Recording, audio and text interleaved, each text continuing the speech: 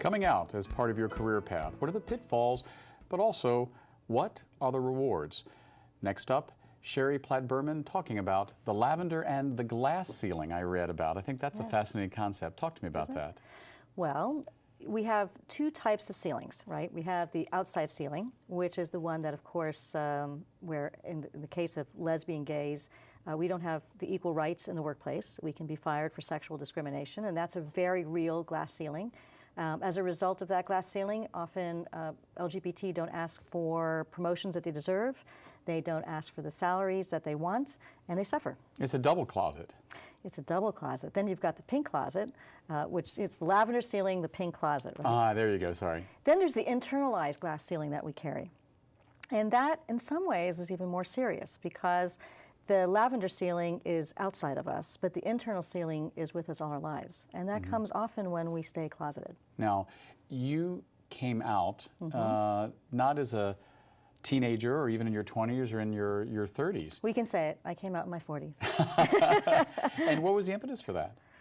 I was tired of being in the closet. I think a lot of work. How much of that time did you know you were in the closet? It's a great question. Everybody asks me that question. So when I was 12, I actually came out to my mom, and I told her that I liked girls better than boys, and my mom said, "That's nice, dear, it'll pass." So, and there was no framework. There were no lesbian role models. There were no gay people that I knew at the time, and so there was nothing to measure myself against. Also, I come from Holocaust survivors, and they were pretty clear that my goal was to actually repopulate 6 million Jews. So I didn't have what felt like a choice.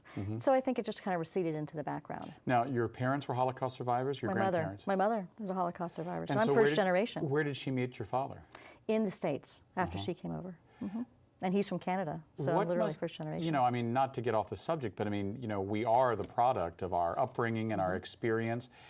How does one come out as a Holocaust survivor? Did your mother ever talk about what it was like when she met your father? I'm sure that's not like first date conversation. The Holocaust was around us all the time, so it was pervasive. We used to eat dinner with relatives that came over that had numbers burned into their arms, and my mother lost her father in Auschwitz. So it was pervasive, it was everywhere. And there was a lot of fear also in the home because of that. Fear of strangers, fear of the unknown. So, and my parents met at a grocery store in Miami, Florida. Right. You know. When did your mother come over? How old was she when she came to the She United was States? probably in her teens, 16, 17 years old. So she was actually in the camp with her father, your grandfather? No, my mother and her sister were in hiding in a convent. Wow. They were one of the hidden children. What does that do to you as a child? It messes you up. Well, I was about to say, I mean, I don't know. I mean, I don't want to put words in your mouth, Right. but you're like, well, you know, hi, my mom's a Holocaust survivor, and we have people come over with tattoos, and I want to come out as a lesbian. Maybe it just isn't so important. No, you know, I made the connection myself only within the last 6 years. I was reading a book on second-generation Jews of Holocaust survivors. At the same time, I was reading books on gay career development and what happens to people when they don't come out. And then I realized that that's actually what had happened to me. That was the influence of, you know, you have to be a certain way, you have to live a certain life, and you can't disappoint your parents. That really prevented my coming out. Right. Are your parents still alive? They are. And what was your coming out experience like to your mother? Well, not warm and receptive, that's for sure. I mean, you know, I was married. I have 2 boys. So it was quite an upheaval. It was telling my husband that I was done. And, you know, there had been conversations throughout the marriage, and so I don't think he was completely shocked. But when I told him over a taco, his response was, "Pass the salsa." So it was denial, you know. And then eventually we did couples therapy together and were able to find some peace around it. Right. And then also telling the children. So when I came out, I was about 45 years old, and I basically lost everything. I lost my community. My parents were not supportive. My brother was. My brother's gay. And so that was also the beginning of my career blossoming. Well, that's what I was going to ask next. How did that life experience lead to being a career counselor? Well, I have been. I mean, so I started off in my 20s as a radio disc jockey, and I was on the air in Orlando, Florida for about 3 years, and in college for 3 years. I came out, I didn't come out then, but I left radio, fell into personnel agencies, working for a personnel agency in outside sales, and started learning what employers were looking for from their candidates. then eventually went and worked at Jewish Vocational Services in the city, working with adults with disabilities. And that was everybody. It was addicts, alcoholics, felons, people with bad wrist, repetitive strain injury. So by the time you came out of the closet, you're like, okay, I've told everyone else's story, yes, except mine. Yeah, yeah. And it was sort of a, you know, I think we think there's something wrong with us. You know, I'm speaking for me. I thought there was something wrong with me because of my attraction and deep love for women. And then I made peace with it. And once I made peace with it, there was no hesitation. I came out and I left. Yeah, you know, I was raised Catholic, and my roommate in college was Jewish, and once we were talking about the coming out experience, and I said, you know, I wonder what's worse, Catholic guilt or Jewish guilt? And he says, oh, Catholic guilt. And I said, why? He says, well, Jewish guilt is all about what does our mother think. He says, Catholic guilt seems to be about what does God think. And I mean, how can anyone deal with that? I mean, do you think that your religion, or you're being raised Jewish, has and continues to have a direct influence on you as a lesbian? Yes, but I believe that going back to the ceiling, the question is, where does the ceiling come from? And the ceiling comes from our neural pathways, habits of thought. So I always tell people that we actually choose our careers from about the age of 12, unless there is some kind of consciousness or awakening about how our thinking affects our decisions. And so, of course, everything in my upbringing influenced my career choices. Everything in your upbringing has influenced your career choices. The way I work with people has changed, though. And the interesting thing is that in graduate school, I did a paper. We could pick what kind of, what do you call those papers you write at the end of your graduate? Thesis. Thank you, thesis.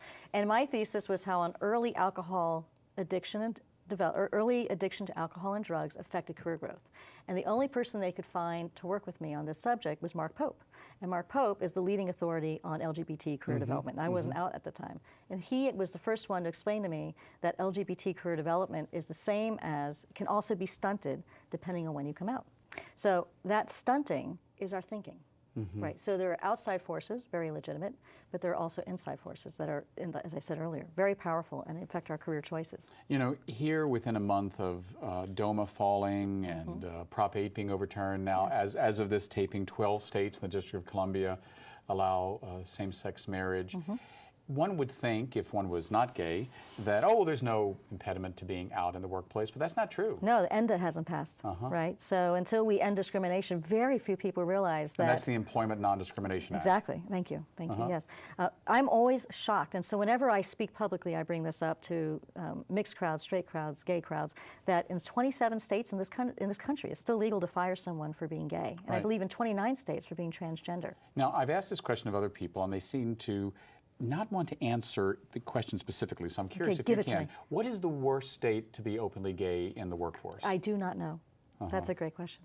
I don't know. I mean, I think any state where employment, where people who do not have employment rights is a bad state. So I believe even in the state of California, if you're a small business owner, you don't qualify for protection. Right. So let's say you have someone who is out in their private life, but not out at work. That happens, right? It does, and then you get this split. You get a very large split, and people think that that's okay. That must mess you up. I don't know if it messes you up. I think people learn how to deal with it, but it does hold you back, right? Because how we are in one part of our lives is how we are in all parts of our lives. And so when you're hiding in one part, you can't fully show up 100% in anything that you do. Whether you're drinking, whether you're in the closet, whether you're hiding yourself, whether women who have been sexually abused, it's the same thing. If they haven't addressed with the abuse, it also shows up in the workplace. In your career counseling, what has been the best success story and one client or experience where you said, wow, I just wasn't able to help that person? That's a great question. So my favorite story is a woman I will call Teresa, because I don't want to give away my client's anonymity. She came to us, she went through the Career Wisdom Program and worked with both my business partner and I. And she came to us, she was actually working on a horse ranch and wanted something, actually had a dream. Her dream was to work with traumatized elephants. And she had no PhD, she had no bachelor's degree, and all the people who were working in the field had those degrees, and we convinced her that she didn't need one, and that if she learned how to find the hidden job market and learned how to talk about herself and what she is innately designed to do, that she would get the job. So it took a lot of coaching to get her to actually call this author. There was an author of a book that she loved, and we finally coached her into creating what's called a professional profile, or an elevator pitch. And she contacted this person who was lovely, right? We have all these fears about contacting people directly, and the truth is that this woman was lovely. And she spoke to my client, and she gave her a contact here locally in the Bay Area, and they hired her to come on and work. She picked up everything, she packed up everything, and went to move in the North Country, and is now working with traumatized elephants and has become an expert in her field. And the worst in our last few moments. Oh, I mean, I think that there's no one worst story. It's more personal frustration. People who say they want to change but aren't really willing to change. People who say they want to change but aren't willing to do the work. So how do you get them to, how do you convince them that they need to do the work?